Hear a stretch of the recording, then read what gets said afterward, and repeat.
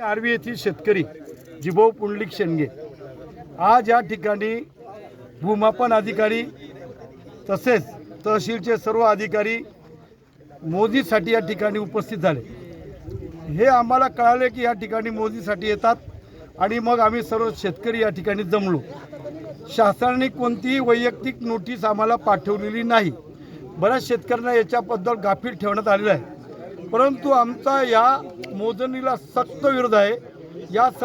या मोजणीसाठी सर्व शेतकरी संघटित असून सर्वांनी विचार आपले मांडले आणि त्याच्यात असं निष्कर्ष आलं की शेतकरी म्हणाले की आम्हाला सर्वांना समृद्धी महामार्ग व नॅशनल हायवे क्रमांक 3 याप्रमाणे वन टाइम सेटलमेंटने पैसे मिळावेत।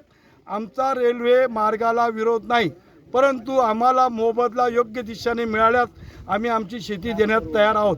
त्याचं कारण असं की आम्हाला दुसरा कोणताही धंदा अवगत नाही व कोणताही धंदा आम्ही करू शकत नाही।